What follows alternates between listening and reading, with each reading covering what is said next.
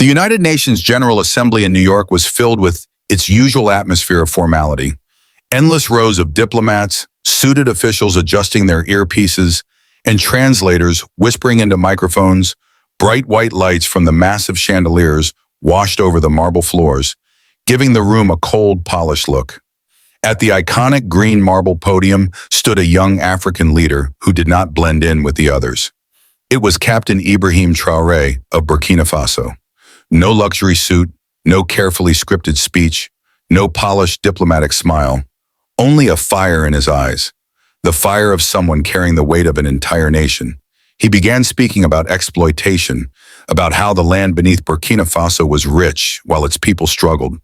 He spoke of children who worked in dangerous mine pits while multinational companies shipped billions worth of gold out of Africa. His words cut through the room like a blade. Some delegates shifted uncomfortably. Some frowned. Others whispered into their headsets. And then something happened. Right in the middle of his strongest statement, the presiding official leaned toward the control panel. Suddenly, the microphone went silent. No warning, no announcement, just silence. But in that silence, something extraordinary unfolded. Something that would later spread across social media like wildfire. Something that would turn Ibrahim Traoré into a global symbol of courage and integrity. Because the question was simple. What would he do when the world tried to silence him? Would he walk away? Would he protest? Would he allow the moment to break him? But this young captain was not here to please anyone. It was September 2023. At barely 34 years old, Ibrahim Traoré had risen to the leadership of his nation after a people-driven revolution. He had survived assassination attempts, political pressure, foreign threats, and yet here he stood, calm and unshaken. His invitation to the UN came with quiet conditions, like many African leaders knew well. Stay within 10 minutes, avoid sensitive topics. Do not mention certain countries. Keep your speech appropriate. But Traoré had not risked his life to read a safe script approved by powerful nations. Standing at the podium, he carried with him memories stronger than any talking points. He remembered villages surrounded by gold mines while mothers walked miles for clean water. He remembered young men hopelessly watching their nation's wealth shipped out of the country. And he remembered one boy in particular, a 12-year-old named Amadou, working in an illegal mine, his small hands scarred and lungs damaged. When Traoré had asked the child about school, the boy had simply smiled and said, "School is for children whose countries are not being robbed." That moment had forged something unbreakable inside Ibrahim Traoré. So now, standing in front of 193 nations, he spoke with the clarity of a man who had nothing left to fear. He began, "Distinguished delegates, I stand here not as a politician, but as the son of a people told they are poor while living on one of the richest soils on earth." Some delegates nodded. Others glanced at their phones, but Traoré continued, "For decades we have been told Africa needs help. But I have seen with my own eyes where our minerals go. I have seen who profits. And I must ask this assembly, where does our wealth go? Why do our children die from preventable diseases while our gold decorates the necks of the wealthy?" A wave of applause came from several African and Latin American diplomats, but others sat frozen. Then the moderator, a senior UN official, leaned forward, reminding him about appropriate topics and time limits. Traoré simply raised his hand. The mothers bearing their children do not care about time limits.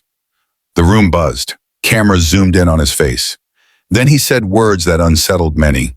"I must speak about the CFA franc. I must speak about foreign military bases. I must speak about the pressure put on African nations that choose to think for themselves." And then the microphone was cut. His lips were moving, but no sound reached the room.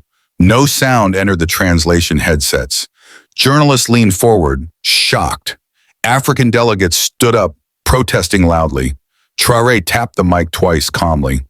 Then he looked directly at the moderator. The room held its breath. Everyone wondered, what will he do now? Because this was no technical glitch. It was censorship wrapped in protocol, and everyone knew it. Traoré stood silently for a moment, letting the tension in the room settle. His mind drifted back to his childhood, to the things he had witnessed long before he ever dreamed of standing at a United Nations podium. He remembered sitting in a small classroom in Burkina Faso, watching teachers use outdated French textbooks that insisted African children descend from ancestors with blue eyes and blonde hair. He remembered the confusion on the faces of young students who were being taught a history that was never theirs. He remembered his father, a quiet, hard-working farmer, tending soil their family had cultivated for generations, only to watch large foreign-owned agribusiness push local farmers onto smaller and poorer lands. And he remembered vividly the fate of African leaders who dared to speak against old powers, sudden coups, suspicious assassinations, international arrest warrants appearing overnight. He had felt that pressure himself months earlier when he announced that Burkina Faso would begin refining its own gold instead of exporting raw minerals to foreign companies. Several European ambassadors requested urgent meetings. Their tones were polished on the surface but dripping with unspoken threats underneath. Phrases like market stability, international confidence, and global norms. But the real message had been simple: know your place. And now, standing in the supposedly neutral halls of the United Nations, he could see the same script unfolding again. Speaking about poverty in vague terms, acceptable. Asking for development aid, encouraged. But naming the systems responsible, identifying who profits from Africa's suffering, that it seemed crossed a line. The delegates watched him in a strange mixture of expressions. Some pleased the mic had been cut, some embarrassed, some simply calculating how the scene might affect their own governments. Seasoned diplomats knew how to stay neutral even when injustice played out right before their eyes. Up in the press gallery, cameras from BBC, CNN, Al Jazeera, and dozens of networks zoomed in. They sensed history happening. Social media was already exploding. Clips of the silenced microphone were spreading faster than anyone could track. Within minutes, hashtags calling for him to be allowed to speak reached trending lists across the world. Traoré felt all of it: the hope of African youth, the pride of his people, the skepticism of his critics who said he was too young, too bold, too unrealistic. But he also felt the danger. The UN-controlled aid programs Burkina Faso depended on. Western nations controlled loans, medicine imports, and trade deals. One wrong move here could create real suffering back home. Just then, the moderator leaned toward his working microphone and said in a polished, dismissive tone, "We apologize for the technical difficulty, Captain Traoré. Please conclude your remarks. We must move on to the next speaker." Traoré's microphone turned back on. He inhaled slowly. "Technical difficulty," he repeated, his voice calm but edged with truth. "Yes, it appears Africa experiences a very special kind of technical difficulty whenever it speaks honestly." Nervous laughter rippled through the room. The moderator's face tightened. "Captain Traoré, I must insist." Traoré didn't let him finish. "You insist? On the leader of a sovereign nation? Tell me, would you insist in the same way on the President of France? Or the Prime Minister of the United Kingdom? Or is this tone reserved only for Africans who refuse to bow their heads?" The room erupted. Some clapped loudly, some gasped. Several Western delegates stood up, preparing to walk out. The moderator shot a panicked look at UN security. This was no longer just a speech. It was a confrontation between an African leader demanding respect in a global system not accustomed to hearing such defiance spoken plainly. Traoré's security team at the edge of the hall tensed. They had been warned about worst-case scenarios. Would UN security attempt to remove him? That had never happened before. But then again, nothing about this moment was normal. The head of the African Union delegation suddenly rose and began walking toward the podium.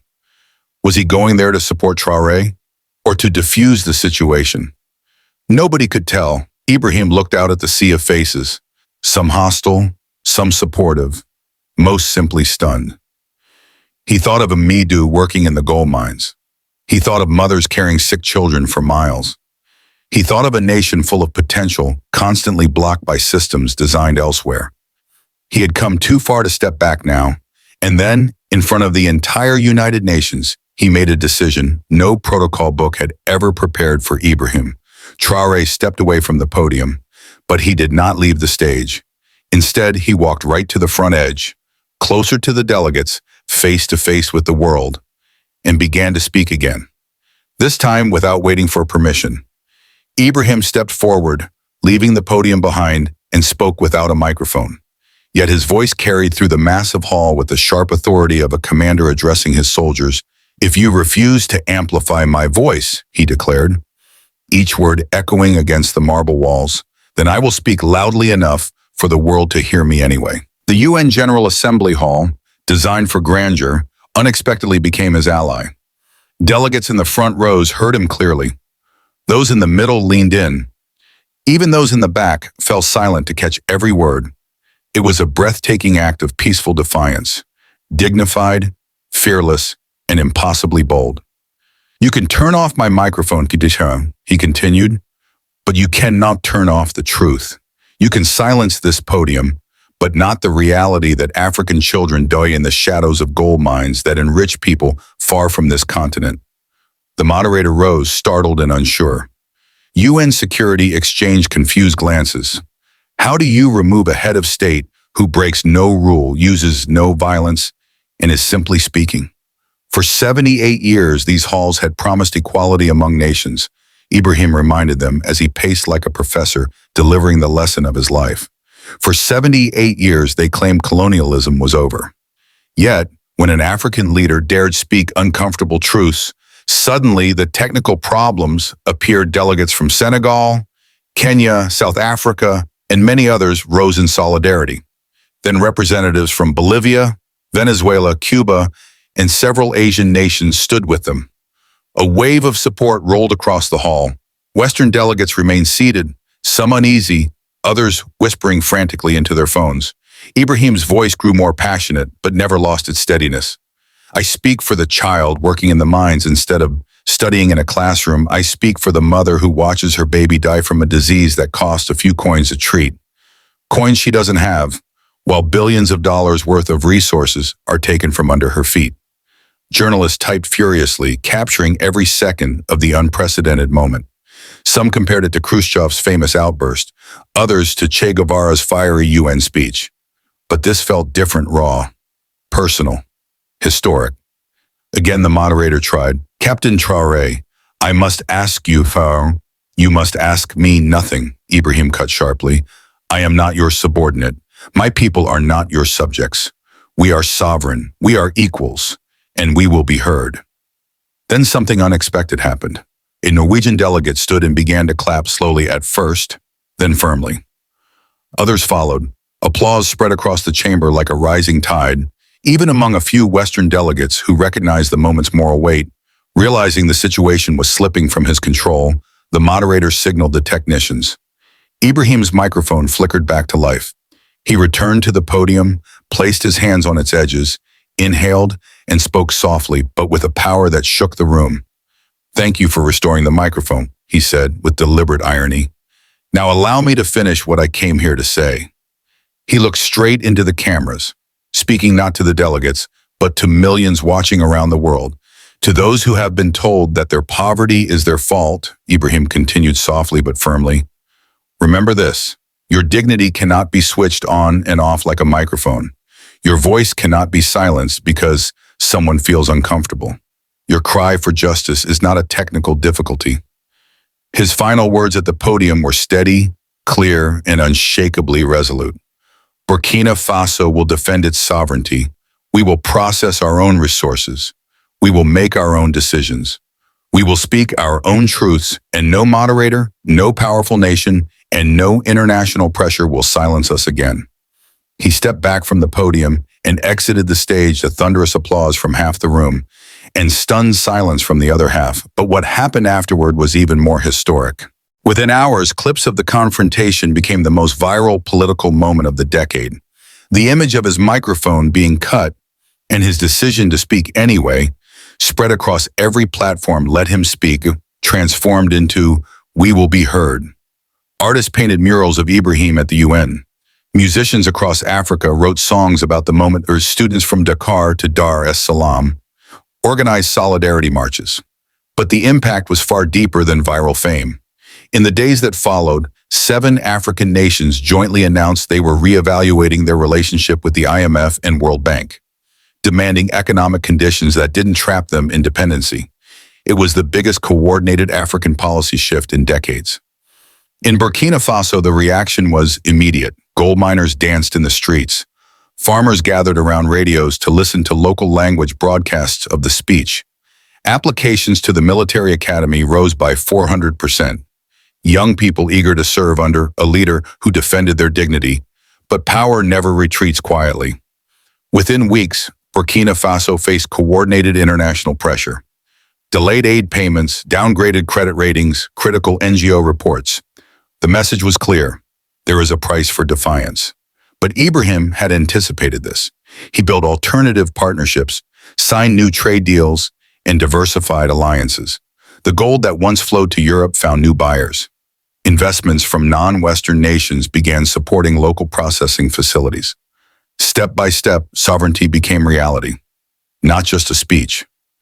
Even the UN quietly changed. The moderator who cut his microphone was reassigned. New protocols were created to prevent unfair interruptions. Smaller nations cited the incident as proof of the need for reforms. African, Asian, and Latin American nations formed a new voting bloc, the Dignity Caucus. But Ibrahim's deepest legacy was far more personal. 6 months later, during an unannounced visit to a school in Ouagadougou, a young girl raised her hand. "Mr. President," she said shyly, "my teacher told us what you did at the UN, how they cut your microphone, but you kept speaking. When people try to silence me in the future, how will I know I'm brave enough to continue talking?" Ibrahim knelt to meet her eyes. "You will know," he said gently, "because you will think of those who cannot speak for themselves. You will think of the child who suffers, the person who needs someone to tell their truth, and that will make you braver than you ever believed." She nodded solemnly, as though receiving a sacred responsibility. And that moment, more than politics, more than viral fame, revealed Ibrahim Traoré's true legacy. He showed a generation that their voices mattered, that speaking truth to power wasn't naive, it was necessary. That dignity was not granted by authority, but claimed by courage. This is why his story will never be forgotten. It wasn't about a man or a microphone. It was about a choice every human must face. Speak or stay silent. Bow or stand tall. Ibrahim Traoré chose to stand and proved that no power on earth can silence a voice that refuses to be quiet.